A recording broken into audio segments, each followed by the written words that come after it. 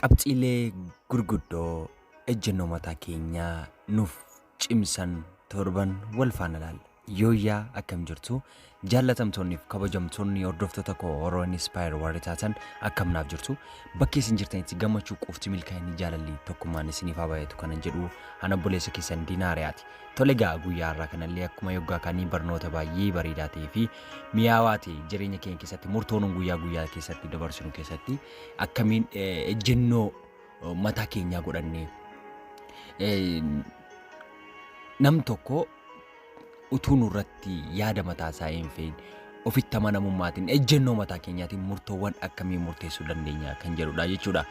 Jaallannus jibbinus jireenya guyyaa keenya keessatti murtoowwan garaagaraa gara fuulduraatti nu adeemsisan ni murteessina.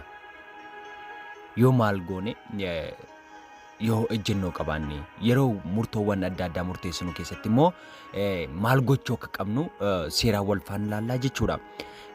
Qabxiileen amma isiniif kaasu kun armaan gaditti murtoowwan murteessinu irratti fudhatama akka inni argatu cichoomina isiniif dabalaa jechuudha. Murtoo murteessitan irratti akka cichoomina isiniif dabarsuuf humna guddaa isiniif ta'a jechuudha. Mee qabxiileewwan torban kana wal faana ilaalla na faana turan affeerraa kooti. Tole egaa deebi'ee dhufee tan jira. Inni tokkoffaan waan ta'uu barbaaddu beekii jechuudha. Waan ta'uu barbaaddu yoo beekte maal gochuu akka barbaaddu yoo beekte murtoo murteessuuf sin rakkisu yookaan immoo murtoo murteessitu irratti gaabbuu hin dandeessu jechuudha. Yoo waan ta'uu barbaaddu yoo beekte garuu amma waan ta'uu barbaaddu hin beeknetti namoota adda addaan oofamuu dandeessa. Ejjennoo mataa keetii dhabuu dandeessa. Confidence of irratti murtoo murteessitu irrattis ta'ee yaada dubbattu irratti confidence akka dhabduuf persentii 90% humna guddaa qabaa jechuudha jireenya kee jeequuf. Waan ta'uu barbaaddu hin beektu taanaan akka bishaan gabatee irraadha jechuudha gara argitetti jallachaa deemta. Kanaafuu inni jalqabaa inni tokkoffaan maadha waan ta'uu barbaaddu beekuudha jechuudha. Inni lammaffaa irratti argamu immoo gorsa namaa fudhachuu. Gorsa namaa ni fudhatta madaaltee garuu murtoo mataa keetii fudhachuudha. Namoonni gorsa isaansi gorsa yookaan immoo gorsa hiriyoota kees ta'e gorsa obboloota kee fudhachuudha. Garuu guutummaa guutuutti otoo hin taane madaaltee kan siif keessaa malu immoo murtoo mataa keetii situ fudhataa jechuudha. Yoo maal goote inni lammaffaa irratti gorsa namaa fudhattee maaltu akka si baasu maaltu akka si nyaatu adda baastee murtoon garuu kan mataa kee ta'uu qabaa jechuudha. Ejjennoo mataa keetii cimsachuuf guddifachuuf murtoon mataa keetii barbaachisaadha. Inni sadaffaa irratti argamu immoo karaan yookiin adeemsi kee maal akka ta'e hubachuuf tattaaffii gochuu qabdaa jechuudha. Karaan kee eessa akka ta'e eessa akka deemuu barbaaddu caalamatti immoo hubachuuf tattaaffii gochuu qabda. Eessa akka deemuu barbaaddu maal akka gochuu barbaaddu beekuuf tattaaffii gochuu qabda. Maal gochuu akka barbaaddu maal akka feetu maal akka barbaaddu maaltu akka si barbaachisullee adda baastee beekuu qabdaa jechuudha. Adeemsi kee maal akka ta'e adeemsi kee maal irratti akka ta'e hubachuuf tattaaffii gochuu qabda. Kami kennaan koo kami rabbiin naaf kenne kennaan koo jettee yoo irra deddeebitee barachuuf hubachuuf tattaaffii yoo goote ni hubatta jechuudha. Inni afuraffaan immoo yaada kee dhaggeeffadhu.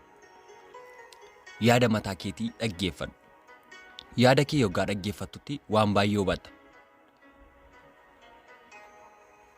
Yeroo yaada kee dhaggeeffattutti maal murteessuu akka qabdu yaadni kee mataamsaa siif ni himaa jechuudha. Yaada namaa caalaa yaada obboleessaa yaada obboleettii amma nuu yaadanitti ta'ee osoo jiru garuu wanta akka barbaannu irraa akka gadi afnu kan nu taasisu immoo yaada keenya dhaggeeffachuu hafuurraadha. Abaluun natti meera firri koo natti meera obboleessi koo ati warraa koo abbaa warraa koo natti meera jennee yaada mataa keenyaa otoo hin dhaggeeffatiin murtoo murteessinee gaabbina yookaan illayyoonaa jechuudha. Gaabbii cimaa keessa galla. Kanaafuu maal gochuu qabna? Yaada mataa keenyaa dhaggeeffachuu qabna jechuudha.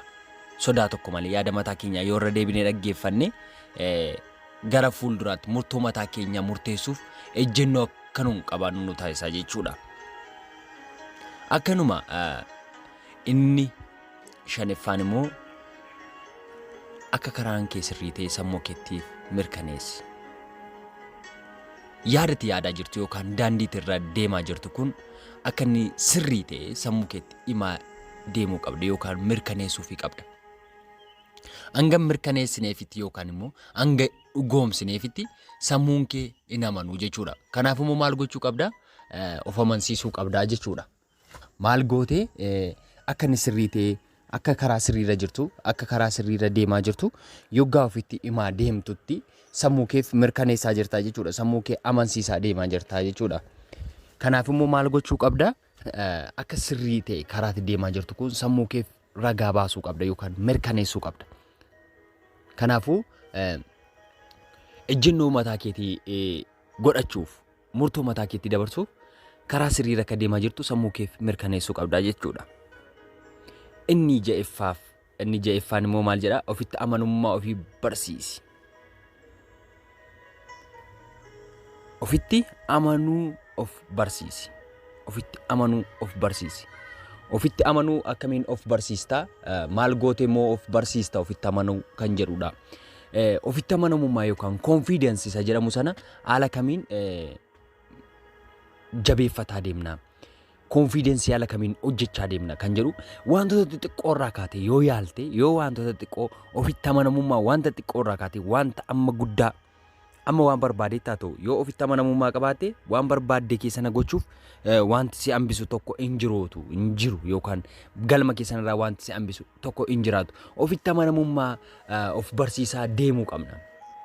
Wantoota xixiqqoodha jennee tuffannu wantoota galma geessisuu nu dandeessan wantoota xixiqqoo ta'an yoo irra deddeebinee yaalle maal gochuu dandeenya? Galma geessisuu dandeenya. Yeroo kana immoo maal? Ofitti amanamummaan keenya jabaataa deema. Amma wantoota xixiqqoo galma geessisuu hin dandeenyetti yoo waan guddaallee natti laatame galma geessisuu hin danda'u kan jedhu sammuun keenya hamanaa deema yookaan immoo ofitti amanamummaan keenya citaa deemaa jechuudha. Kanaaf immoo maal gochuu qabna nuun? Ofitti amanamummaa keenya gochuuf immoo irra deddeebinee yaalu. Karaa tokkoon yoo nuuf mijachuu dide karaa biraan akka nuuf mijachuu danda'u of amansiisuudha.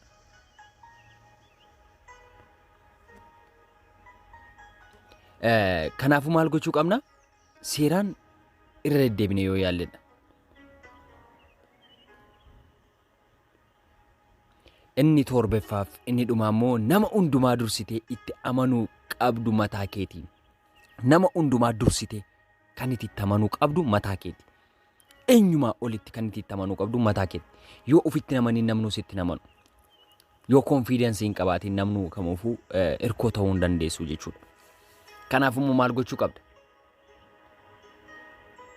Ofitti amanamummaa kee cimsuu qabda. Irra deddeebitee yaalta amanamummaa kee sana namoota hundumaa olitti garuu jalqaba irratti ofitti amanuu qabda. Wanta kamiinuu dursitee yoo ofitti amante galma barbaadde yookaan immoo ejjennoo barbaadde murteessuu ni dandeessa jechuudha. Qabxiileewwan kanneen torban kana yoo seeraan fayyadamne na amani ejjennoo mataa keetii ni guddifatta jechuudha. Wanta murteessitu irratti wanta gootu kamirrattu ejjennoo ni qabaata. Gaa'ela keerrattis ta'e hojii keerrattis ta'e fedha barbaadde kamirrattu ejjennoo mataa keetii horachuu ni dandeessa jechuudha. Kanaafuu akkasii waa baay'ee irraa barattaniitu abdii guddaan qaba. Baay'een sin jaalladha, baay'een sin kabajaa. Barnoota biraan hanga walitti deebinutti turtii gaarii.